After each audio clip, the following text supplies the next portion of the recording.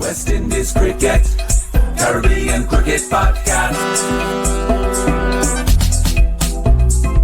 West Indies Cricket, Caribbean Cricket Podcast. Yes, ladies and gentlemen, welcome to the Caribbean Cricket Podcast reaction show. We are up. I'm in my church clothes. Santokie is in his West Indies top. Santokie, we're feeling good. I've got my church shoes on. West Indies are back. West Indies are back, Mash. Today is a good day. Mash has got his Sunday suit on. You know, we're out here celebrating. West Indies have won in Pakistan by 120 runs. Their first win on Pakistani soil since 1990. You know, Pakistan, they said it was a new era. They said they were going to spin out every man on their way to the World Test Championship. Jamal Warrican came and said, we're going to mash them up. And in the end, West Indies achieved an iconic victory. Mash, just how are you feeling? How are you feeling at the moment? We're obviously a few hours away from that win. This is all I've got to say about that win.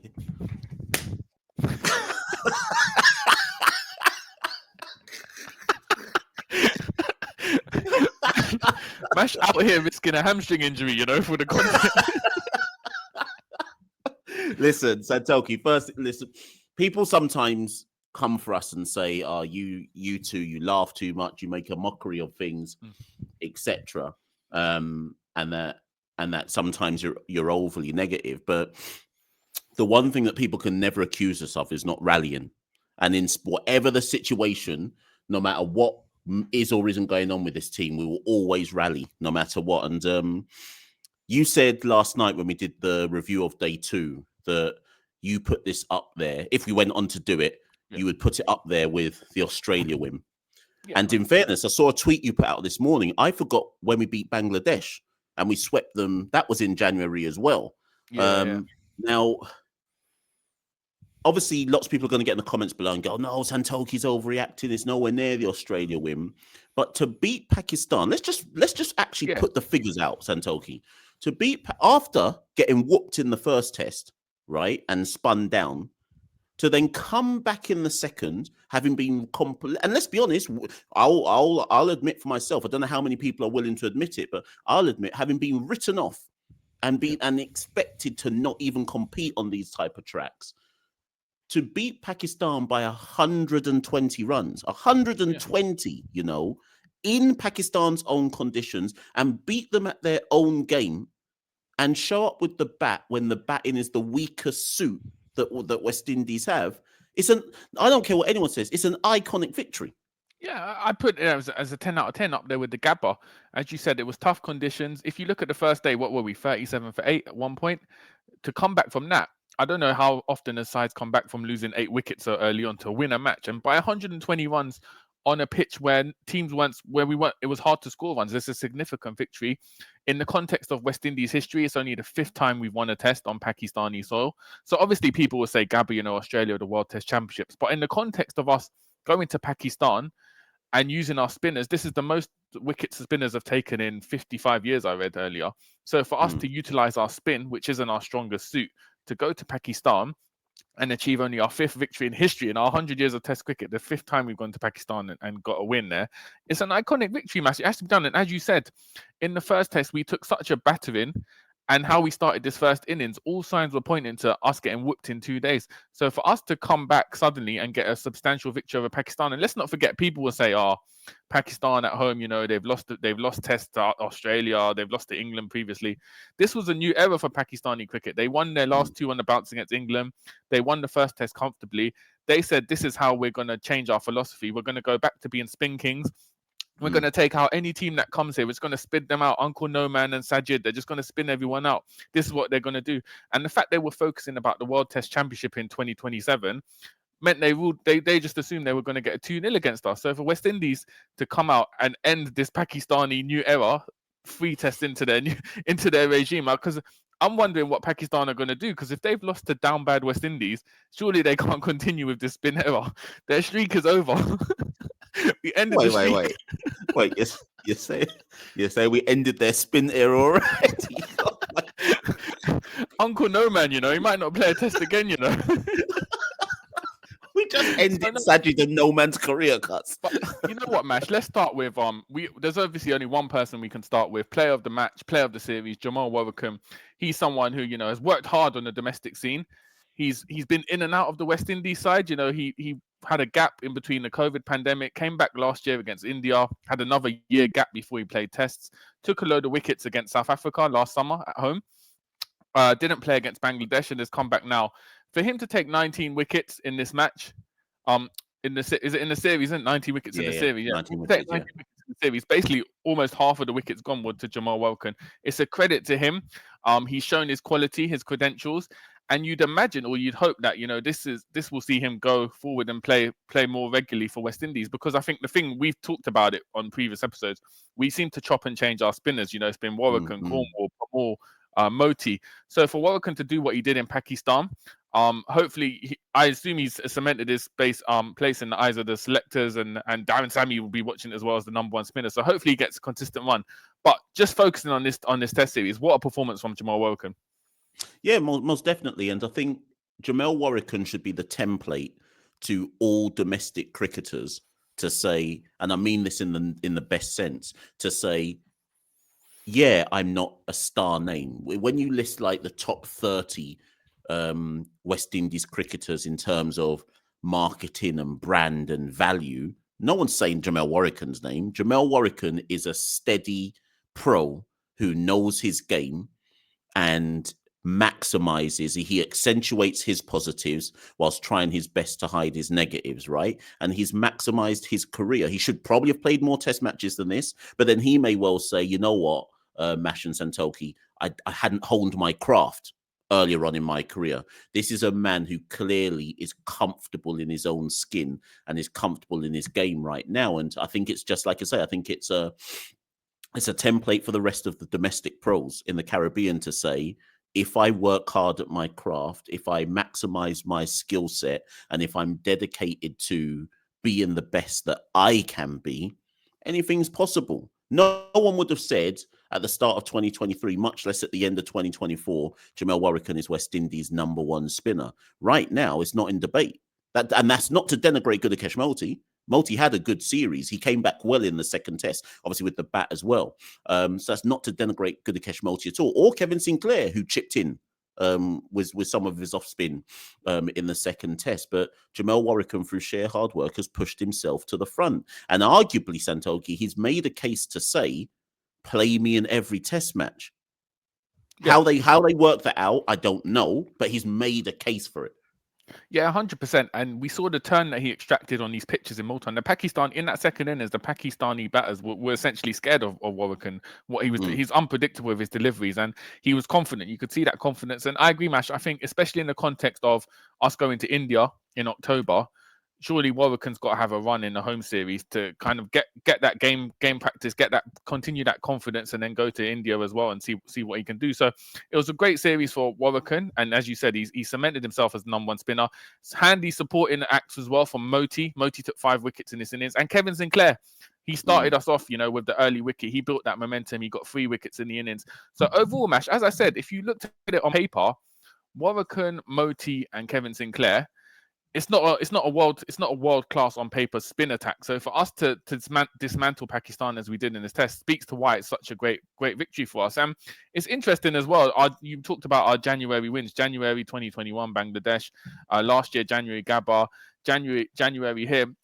January against Bangladesh, it was Mayers and Bono who were making their debut in the series. We had Shamar Joseph make his debut last time, and then this time it was Tevin Imlak and Amir Jangu who provided valuable knocks. So there seems to be a pattern of us winning in January with new players injecting a lease of life. But I guess it also points to how constantly changing this West Indies test side is. So for all we know, as great a win as it is, who knows who's going to be playing in that home series against Australia. But for now, as you said, we celebrate this iconic victory, Mash. And we talked about Warricombe, another player. We mentioned him on the live show yesterday. All plaudits have to go to the captain, Craig Brathwaite. Essentially, without him in this test, we wouldn't have won. He took momentum. He gave us the momentum with his half century. He kind of took it by the scruff of the neck, essentially. He said, listen, I'm the captain here. I'm going to lead by example.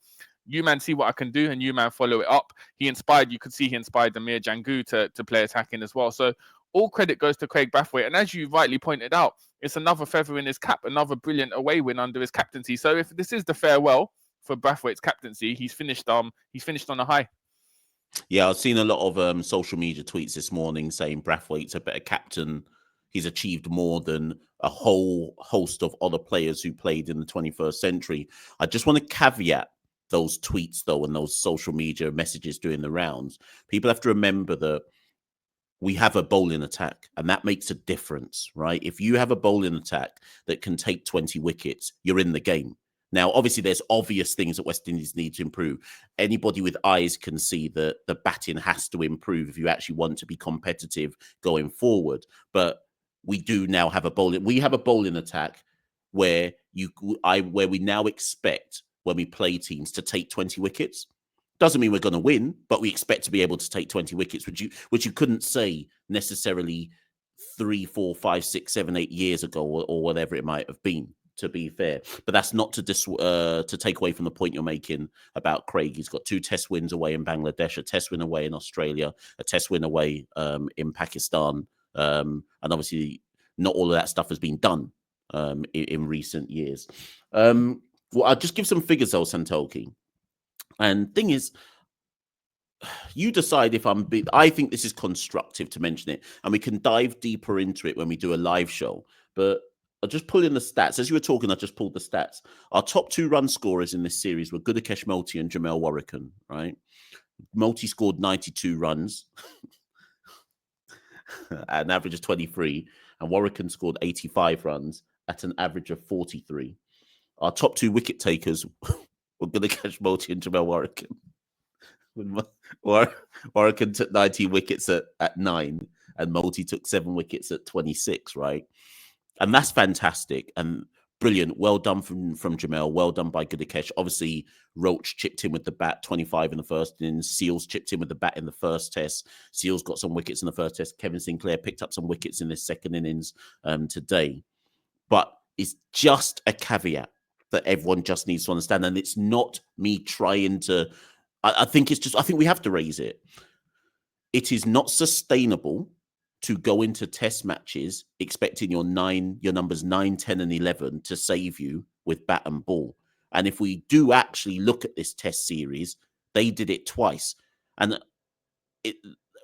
great. I'm so happy with the victory. I genuinely am. And well done to all of the squad. But let's not pretend. And I hope that all the people that watch this with their burner accounts, like all the journalists and the media people, who probably cuss us in secret, but watch this, right? Please don't write articles. Please don't go on social media now and saying West Indies are back and this is the resurgence and West Indies have turned a corner, because there are some obvious things that have to be worked on. And I think there's 2 different lines here. We can be absolutely ecstatic. 2 things can be right at the same time. We can be absolutely ecstatic, and we are. The West Indies have mashed up Pakistan and won a historic test in Multan, and it's fantastic. I'm feeling 100% right now. But at the same time, look at the performance and go, wait a minute. Our 9, 10, and 11 basically saved us. Yeah. So it's a weird dichotomy there. And I think even when we talked about last year, the win at the Gabba, we talked about the Gabba premium, how players will be given an extra lifeline because of what they've done at the Gabba, which might mean they play more tests than they deserve to on form. We still saw Tagenarine and Chanderpaul get cut after that. And I think if you look at the stats with our batting lineup, Mikhail Louis, Kavem Hodge, Casey Carty, Justin Graves all averaged 10 and under in this series. Obviously, it was a tough place to bat, but you can't have your opener, Louis, in the form he's in. He only put together 24 runs across 4 innings in this series. Graves as well, Justin Graves didn't perform well, wasn't needed with the ball either. And with Jason Holder, obviously, in the background as well, you'd imagine Justin Greaves is going to have to put together big runs in the domestic season to kind of have his name at the forefront for that Australia home series. So I think for a lot of players, the ones I mentioned, Louis, Casey Carty as well, Hodge, they're going to have to get back to the regional season. Obviously, the first round starts on Wednesday. You'd imagine they'd be back by the second or third round to play, and they're going to have to put runs together because these are international players who are out of form. So if you want to be in contention for the Sammy regime, the only way you can do it is by numbers. And so they're going to have to put their head down and work hard in the regional season. With the likes of Louis and Carty, they are young. They are, especially Louis only 24. So I'm not going to say, he's not international quality. He's just someone who needs more game time. He'd only played 7 regional games before getting a test call up. So another regional season, we see what he can do. So for our batting lineup, as you said, Moti and Warwick can essentially save them. Unprecedented levels for the night, and Roach as well. History making. 2 tests in a row. The 9, 10, and 11 were doing absolute flames. I would love to know like how that even happened twice though. Was it just the case of the tail end came out with nothing to lose and they just said, you know what, let's do it? Or was it a case of Moti and Warwick were like, we're gonna have to do all the hard work with the spin. We need to score runs. We need to do something, because to do it once obviously is a fluke. It can happen, but to do it twice back to back, 9, 10, 11 be our highest scorers in the innings is a mad statistic, but also shambolic in terms of what it reflects about our top order. So I think whilst obviously all the players celebrate for the next few days, massive win in Multan, I think longer term ahead, a few players in that top order are going to be sweating about their place in the test side, especially with a new head coach coming in. And Mash, before we wrap up, obviously we're going to keep this short because we're going to do a live show later today looking at more of the long-term implications. Final plaudits go to Andre Coley. Obviously his final test as our head coach, managed to finish on another high. And, he's someone who, he was moved aside for Darren Sammy. But if you look at his record, obviously there was a lot of criticism after the 1-1 against Bangladesh at home in November. The results he's managed to achieve, that Gabba win, the win today. Coley obviously is someone who's worked in. He's put the hard yards in on a developmental level. He's worked with a lot of players from youth level upwards. He's been entrenched in the system. So for Coley, it's a great finish for him. He finishes on a high and he can leave with his head held high rather than coming out and saying, we got whitewashed by by Pakistan. He's managed to finish on a victory, and most importantly, Mash, he's managed to stop us from going the whole year 10-0. Yeah. Listen, our year's already made. We got our 1 win. Like our year we're up. We got our 1 win for 2025. Now we need to push for a second one. But on a serious note, just to read out Coley's record, because I'm not sure how many people are au fait with it. So 1-0 win away in Zimbabwe, 2-0 defeat away in South Africa, 1-0 defeat at home versus India, 1-1 draw away in Australia, 3-0 defeat away in England, 1-0 defeat at home versus South Africa, 1-1 draw home versus Bangladesh, 1-1 draw away in Pakistan. Now, we can quibble about South Africa and India and England, but at the end of the day, as you said, as you rightly point out, we got a win in Australia first time in 29 years. We got a win in Pakistan first time in 35 years. If you had said at the start of that sequence of results, you're not going to win any series apart from Zimbabwe, but you're going to win a test match in Australia and you're going to win a test match in Pakistan, I probably would have taken it, Santokie. Exactly. I probably would have taken that and said, wait a minute, that's some level of progress. That's something to build from. And obviously, Coley has also overseen a new cycle of players. So, like you say, it's he can go with his head held high, go back into. He may even get another international job off the back of this because of what he's managed to do. And if he does, well done to him because of what he's done in Pakistan and in Australia. But it's now an interesting and exciting time to see how Sammy builds on this. And I just want to reiterate that point you've made, Santokie. This upcoming regional season is probably the most eagerly anticipated one in a long, long time. It's a new head coach. Everyone's looking at white ball players, this, that, and the third. And you've got a set of batters in particular who have to go and prove a point. Because Sammy essentially starts with a clean slate. We may not see some of these men this might be their swan song for now. Like, we got the win in Pakistan, but Sammy ain't really feeling us like that. Yeah. So it's a very interesting set of months coming up now. Yeah, and as we mentioned yesterday on our live show, Cricket West Indies have marketed it as where legends are made. So all eyes will be on the 4-day regional season. See what legendary statistics we can see come up. And Mash, finally, let's end. Most importantly, arguably the biggest reason to celebrate, we finished the World Test cycle in 8th position. We weren't at the bottom. So Pakistan, send them down to tier 2. West Indies are up to tier 1 team, fam. Tier 1 team. For real, we're up. We're in. Whatever happens next, we're in tier 1, and Pakistan need to go play with Papua New Guinea and Uganda. Them man.